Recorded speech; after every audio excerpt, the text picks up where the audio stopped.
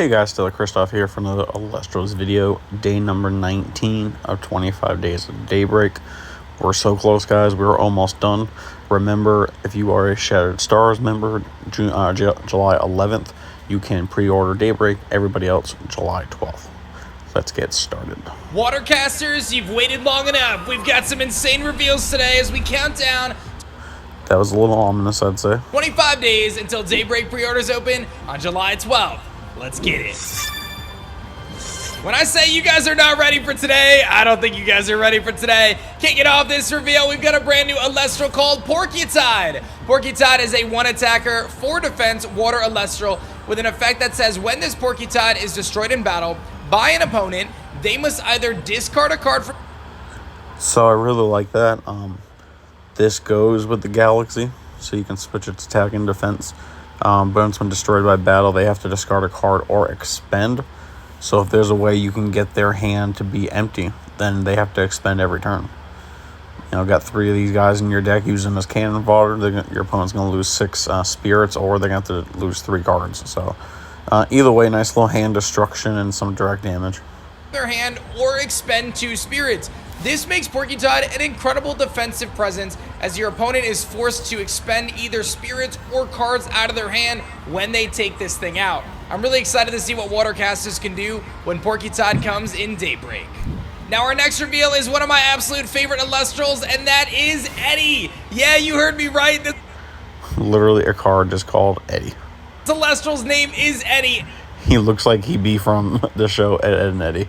It is a 4-attacker with 1 defense that says when you cast this Eddie, you can change the position of an Alestral.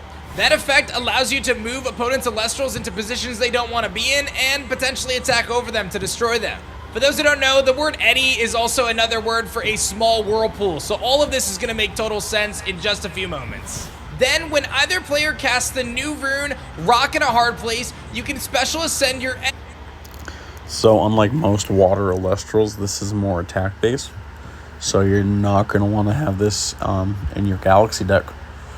If it's a 4-1, I'm going to say the Special Ascension, the Curubus, I'm going to say that's probably an attacker as well. But yeah, when you cast it, you change your opponent's Alestral's position. That's not bad, even if you're using this against a Galaxy deck. Say you're both running water and you keep this in your hand just in case. You can change the position of that Galaxy. It's got a 2 defense at that point, and then your other cards should be able to attack over it. Rock in a Hard Place, I'm going to guess that'll be announced soon, and I'll guess that Curubus is going to be revealed in this video. That's usually what they've been doing. They're going to reveal the entire Ascension line. No point showing us one and skipping, a few days for the next one. So into a Curubus from your hand or deck, and let me tell you, Curubus does not play games. This thing is very powerful.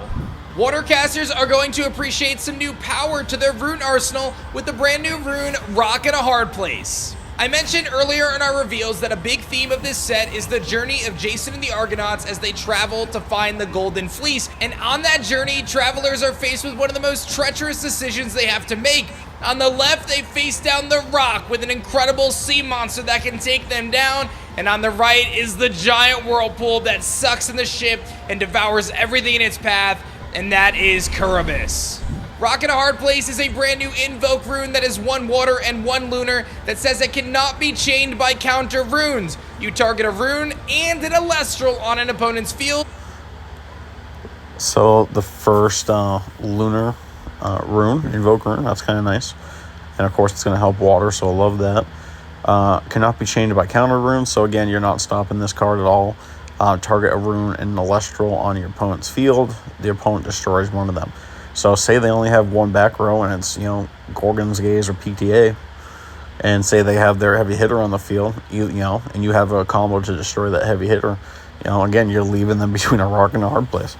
Pun intended, really good name for the card, like it. And that opponent destroys one of them. And one thing I want to point out, so you already played your Eddie, to switch the position of a card, you're going to play this, which is going to make them choose which card to destroy. So if they decide they're going to keep their Alestral, it's going to be in defense mode now.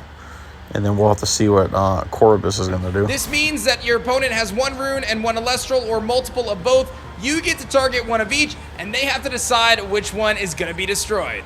Not only can you gain some incredible card advantage through this, but you can also special ascend your Eddie, as we mentioned before, into the incredible sea monster that is Kurobis. The Whirlpool of Kurobis sucks in anything in its path, and it is a 2-drop water Alestral with 9 attack and 2 defense. You can disenchant 2 water spirits from your field in order to destroy a card. If it is destroyed this way, return spirits from your underworld to your spirit deck up to the number. So it clearly says the number of spirits that were enchanting it. So again, you're going up against a Nexus deck, and say the card's got 4 or 5 spirits. You're going to disenchant 2, you're going to destroy the card, and then you're going to go ahead and heal 4 or 5, depending on what it has. And again, like I said, 9 attack on this one, so you will not be using this in a Galaxy deck. I don't see the point unless you're going to try to go defensive with it, which this clearly is not for defense. Disenchant 2 water from your field. So that's going to be the only thing it's not from your spirit deck. So again, you're going to have to be prepared to sacrifice some spirits. Maybe if you have Poseidon, it won't be as bad.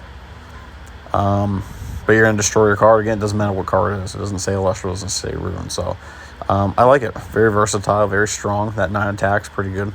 And the fact that you can special ascend it, basically the turn you play your Eddie, works out perfectly. Spirits that were enchanting that card. This means if your Kurobis... The only thing I'll say is I kind of wish it was Water Lunar, since it's the Abyss. And the card you use for it is Water Lunar, so that would have been kind of cooler. But either way, really cool card. Clearly it's going to be a holo, so I'm ready for it. I like it. Destroys a Zeus with 4 spirits on it, you actually are healing 4 spirits. You can use this to destroy Alestrals, face down runes, face up runes, whatever you want. Kurobis is here to suck everything on the field into its mouth and destroy them. So the only thing, like he just said, you can use it for your face down runes, but remember, because they're not enchanted at that point, you're not going to heal from it. All of its fury.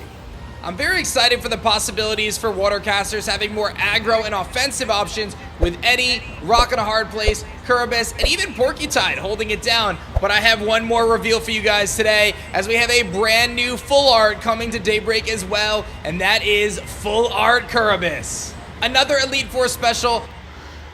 That is scary, guys. That is definitely from the Abyss.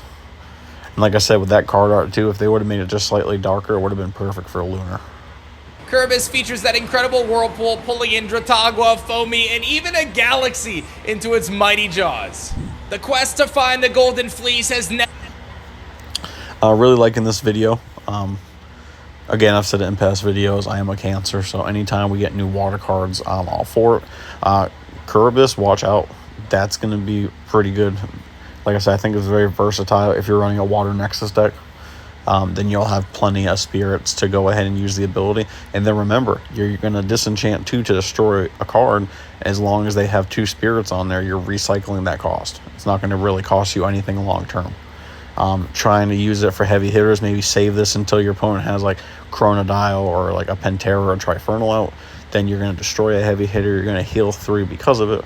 And be better off 4. And then again, it's got a 9 attack, so not much is hitting over that without some kind of help. But that's all I got for you guys today. Thank you for watching the video. If you're new, go ahead and subscribe to the channel. Comment below what your favorite new Alestral or, well, Rockin' a Hard Place, your favorite rune is. And I hope you guys all have a stellar day. See ya.